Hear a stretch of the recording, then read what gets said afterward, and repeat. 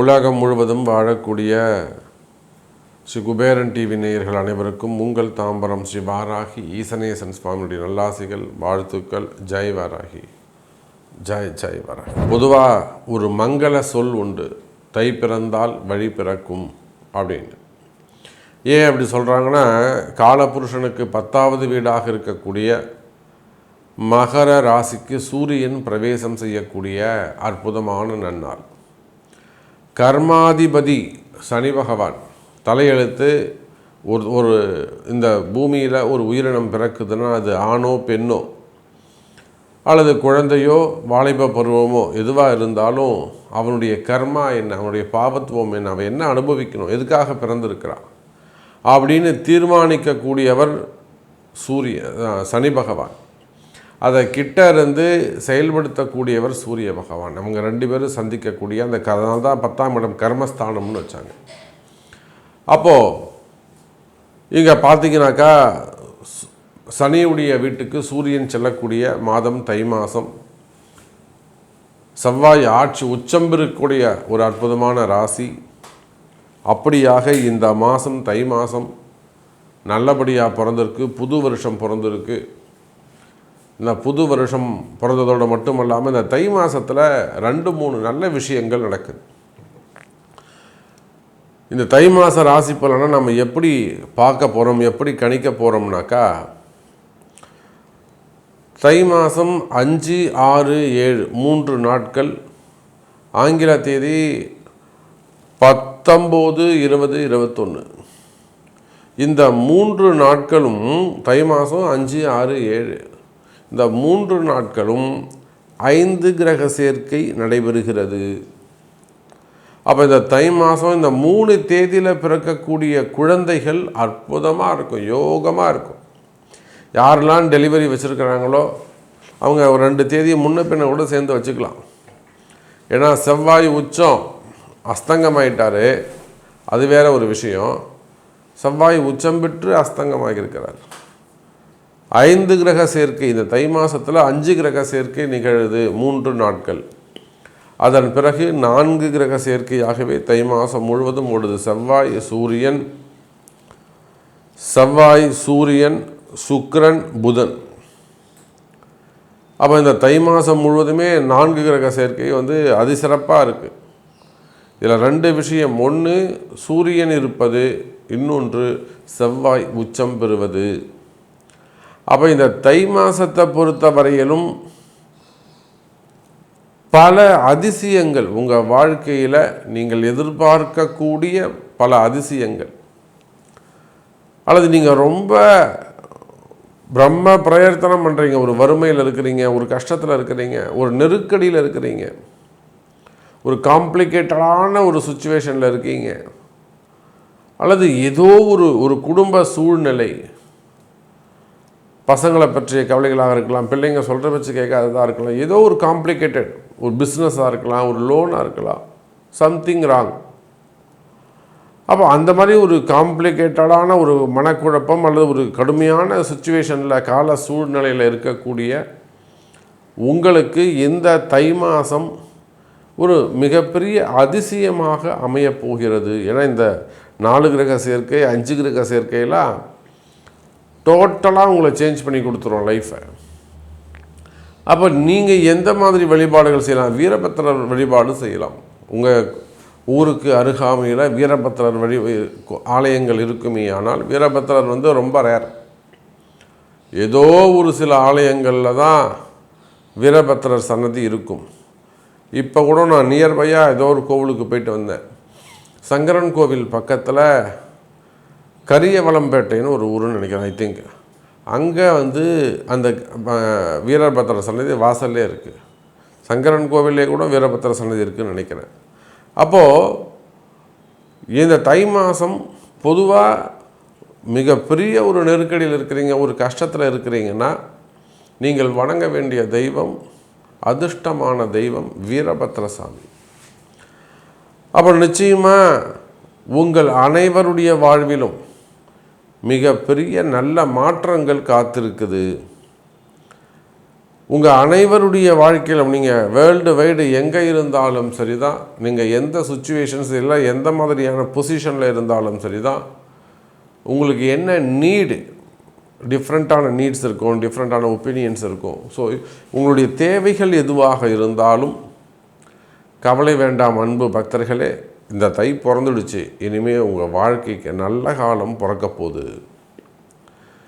தை எப்படி தை பிறந்தா வழி பிறக்கும்னு சொல்கிறாங்களோ அதே போல் உங்கள் வாழ்க்கைக்கு நல்ல காலம் பிறக்க போகுது. வாருங்கள், உங்கள் ராசிக்கு என்ன நடக்குதுன்னு பார்க்கலாம். அன்பார்ந்த கடகராசி அன்பர்களே, 5 கிரக சேர்க்கை சார். இந்த கடகராசிக்கு 7ஆம் இடத்துல தான் இந்த 5 கிரக சேர்க்கை நடக்குது. இந்த 5 கிரகம் என்பதே உங்கள் ராசிநாதன் சந்திரன் போய் அங்கே ஜாயின் பண்ணாதான் 5 கிரக சேர்க்கை. இப்போது ஒரு ஆண் இருக்கிறார், இல்லை ஒரு பெண் இருக்கிறாங்க, அவங்களுக்கு ஒரு பேரை சேர்க்க, ஒரு ஆணை சேர்த்து வைக்கணும். ஒரு பெண் இருக்காங்கன்னா ஒரு ஆண் சேர்ந்தால் தான் அந்த பெண்ணுக்கு ஒரு மதிப்பு. இன்னாருடைய மனைவி அப்படின்னு இந்த குடும்பத்துக்கு இவங்க மருமக, இன்னாருக்கு இவங்க அம்மா.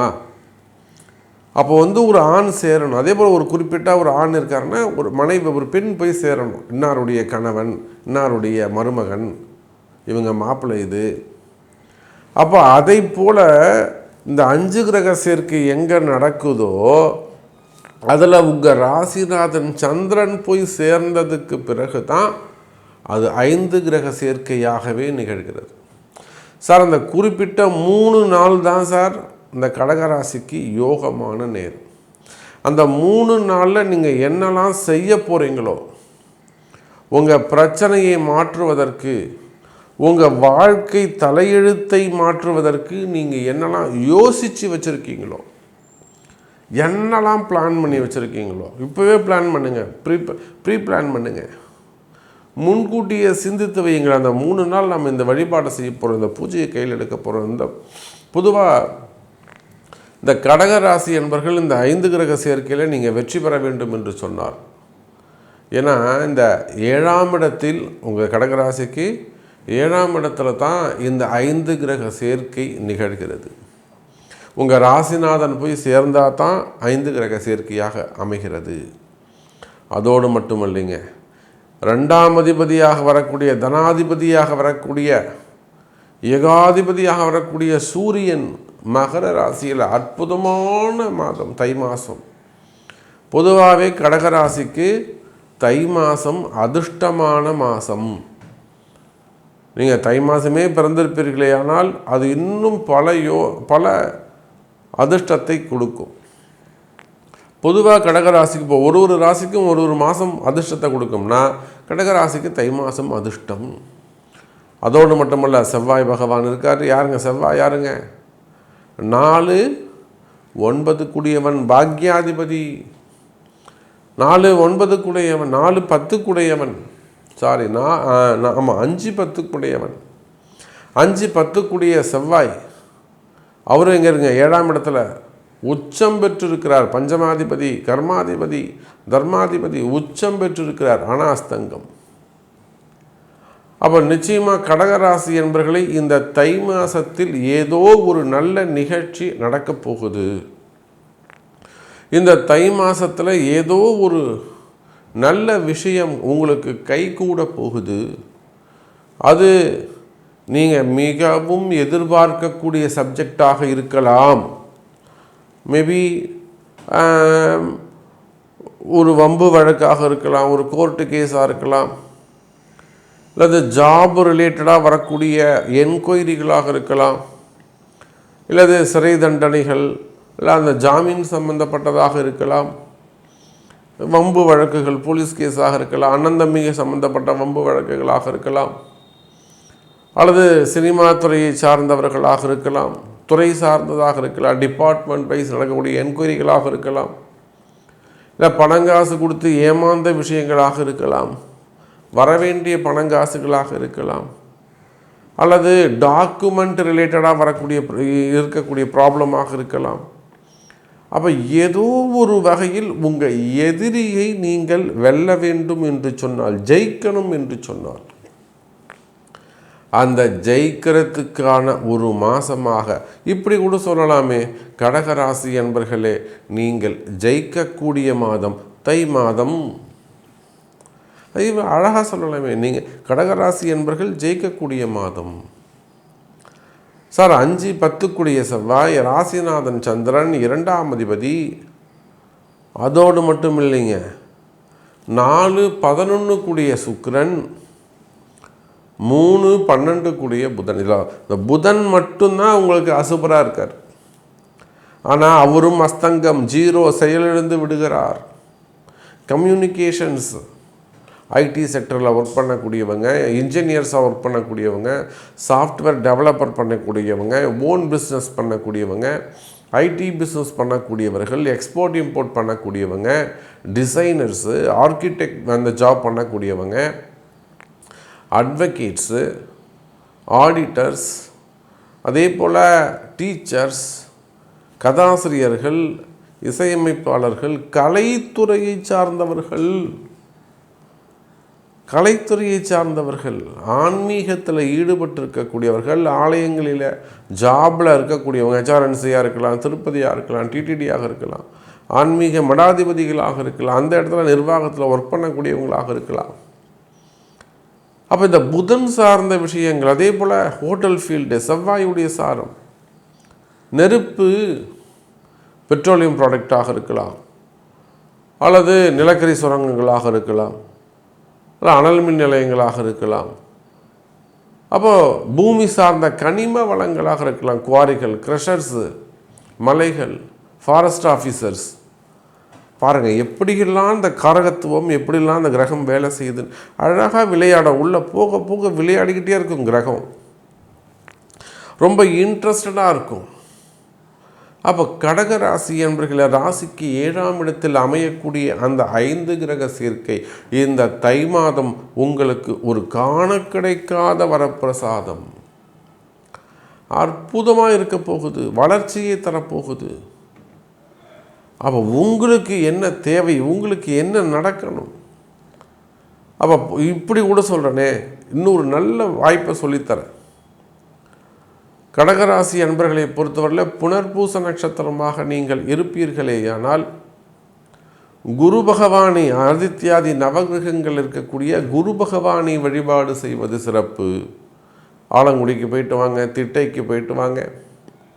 நியர்பையாக இருக்கக்கூடிய ஆலயங்களில், நீங்கள் எந்த ஊரில் இருந்தாலும் நியர்பையாக இருக்கக்கூடிய ஆலயங்கள் நவகிரக குருவை வழிபாடு செய்யுங்க. வியாழக்கிழமை, சனிக்கிழமையில் செய்யுங்க. அதே போல் பூச நட்சத்திர அன்பர்கள் சிவபெருமான் வழிபாடு சிறப்பு. சிவாலயங்கள் புதன்கிழமை போயிட்டு வாங்க, வியாழக்கிழமை போயிட்டு வாங்க, சனிக்கிழமை போயிட்டு, புதன்கிழமையை சேர்த்துக்குவாங்க. ஆயில்யம் நட்சத்திர அன்பர்கள் நரசிம்மர் வழிபாடு சிறப்பு. நரசிம்மர் தலையற்ற தெய்வங்கள் வழிபாடு சிறப்பு. உசயத்தையான தெய்வம், உயர்ந்த தெய்வம், அந்த நரசிம்மர் வழிபாடு சிறப்பு. அப்போ இந்த மாதிரி டெக்னிக்கலாக ஒரு துறை சார்ந்து ஆராய்ந்து அதன்படி டெக்னிக்கலாக நீங்கள் யூஸ் பண்ணுவீர்களே ஆனால் பொதுவாகவே இந்த தை மாதம் முழுவதும் கடகராசி அன்பர்களுக்கு கை கொடுக்கக்கூடிய மாதம், வளர்ச்சிக்கான மாதம், கஷ்டங்கள் விலகி நிம்மதி அதிகரிக்கும். கவலை வேண்டாம் கடகராசி அன்பர்களே. ஸ்ரீ குபேரன் டிவியை பார்த்தமைக்கு நன்றிகள். மேலும் இது போன்ற தகவல்களை தெரிந்து கொள்ள ஸ்ரீ குபேரன் டிவியை சப்ஸ்கிரைப் செய்யுங்கள். மறக்காமல் பெல் ஐக்கானை கிளிக் செய்யுங்கள்.